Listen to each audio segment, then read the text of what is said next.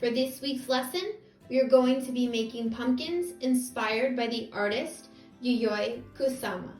Yayoi Kusama is a contemporary artist, meaning she's an artist who is alive and working right now, who is known for doing brightly colored artworks filled with dots of all sizes. Although she loves to put dots in all different subjects, her most favorite thing to create are dotted pumpkins. We're going to use her pumpkins as inspiration for our own dotted pumpkin patch.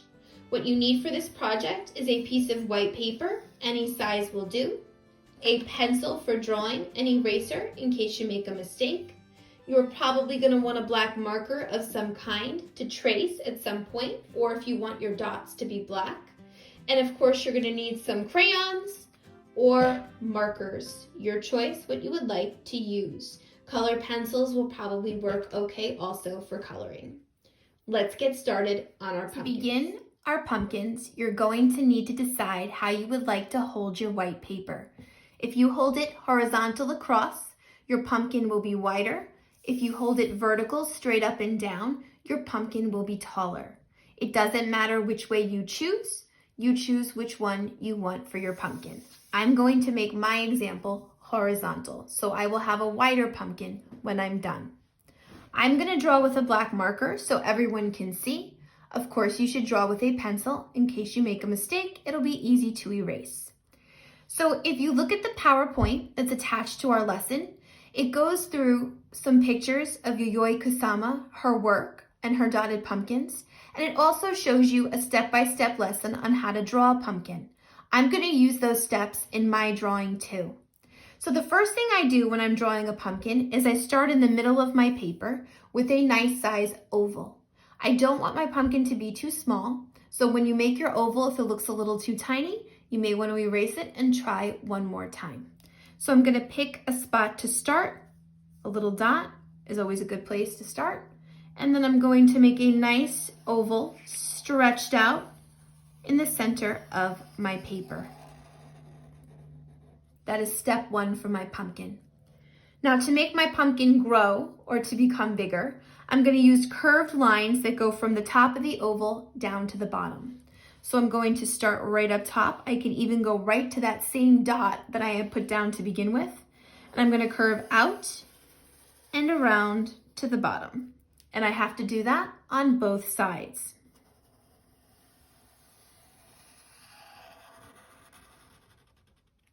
Okay, and that's the start of my pumpkin. It's already starting to look like the pumpkin shape, but I think I want to add to it a little bit more so that it grows a little bit bigger. So now I'm going to go to the last curve I made up top, and I'm going to add another one right on the side. 1 and 2. Now I think my pumpkin is a good size just by making those extra curves, but if yours looks a little bit small and you want to keep going and add some more to make your pumpkin grow bigger, then by all means go right ahead. Once you have the base of the pumpkin, now we're going to add a stem. The stem goes right in the middle. I like to start the stem by making a swirl.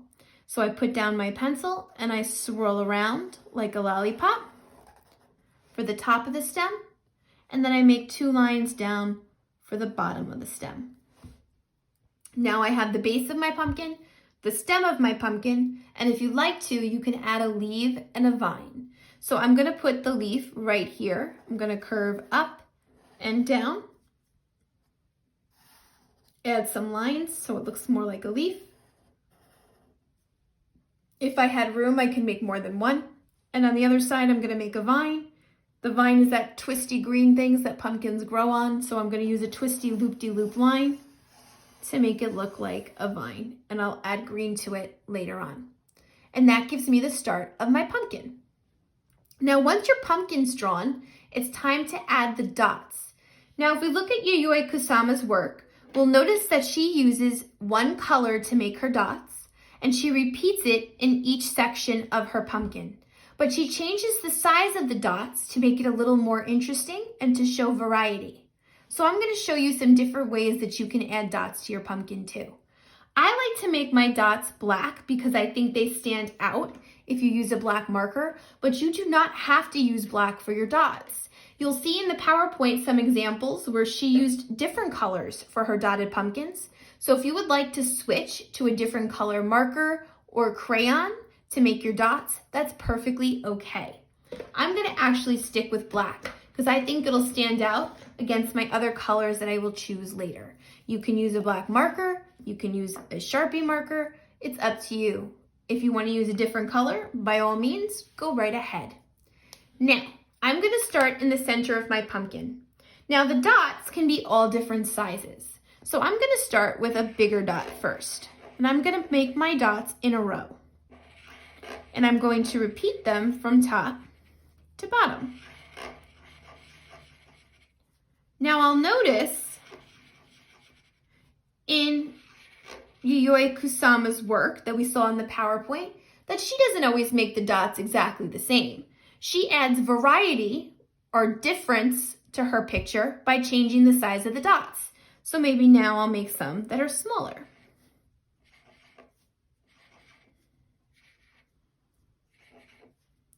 And maybe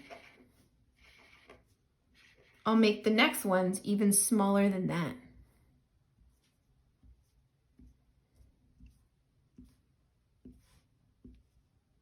There I go. Just by changing the size of the dots, I added some variety to my work. I've got big, I've got medium, and I've got small. Now, another way that you can change the dots is you can change the sizes and kind of make a pattern. So maybe I decide, almost like I'm making a rhythm or a beat, that I want big, big, small, big, big, small, big, big, small.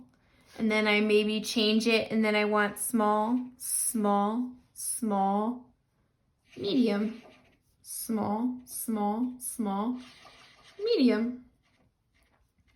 And just by changing and switching off, I can make patterns with my dots to add to the pumpkin.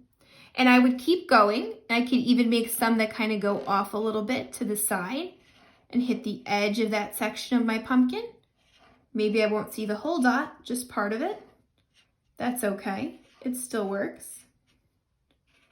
And I could keep changing the size of my dots. I could try to make some patterns with my dots. There's lots of ways you can add to your dot design just by changing the size. When you are making the dots, you should stick to one color. We're going to pick another color for the background and add more colors later, but you should choose just one color for the dots. Remember, you don't have to make them black. If you want to use a different color, go right ahead. Crayons will work, but markers work the best for making your dot. The colors will come out nice and bright, and they're easier to draw with. And I would keep going on the other side until all of my dots are done. Now that my pumpkin is completely filled with my dots, I'm going to choose a completely different color to fill in the space behind the dots. Now, yes, pumpkins are orange, but for this project, you do not have to choose orange for your pumpkins. If you noticed in the examples of the artist Yayoi Kusama on the PowerPoint, she often makes her pumpkins a variety of colors. So if you want to use orange, you can, but if you want to choose something completely different, by all means, go right ahead. I think I'm going to pick a pinkish color for mine.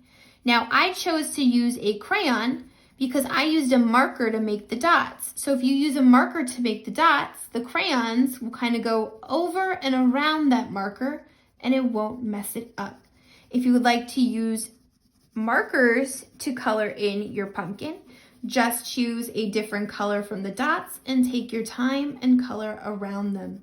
You don't want to mess up those dots that you created. You want to create contrast, which means they stand out against the background.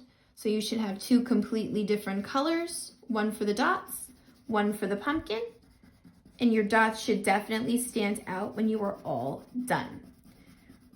And I would keep going until I colored in my entire pumpkin, including the stem and the leaves. Of course, you can go back to brown and green for the leaves and the stem if you want, or if you'd like to make those different colors too, go right ahead. When your pumpkin is finished and all colored in, you get to use your markers and crayons and add some extra details to the background or the empty space around your pumpkin. You should make it look like it's outside or in a pumpkin patch or on a farm. So for example, in the one that I finished with my yellow and black dot pumpkin, I added some green grass below as if it was sitting in a hill on a farm, and I made it a nighttime sky. It's a pumpkin at night. So there's my yellow moon and my swirls in the purple and blue nighttime sky. So when you are finished with your dots, you pick a completely different color to color in your pumpkin, and then color the stems, the leaves, and the vines, and then add your background details.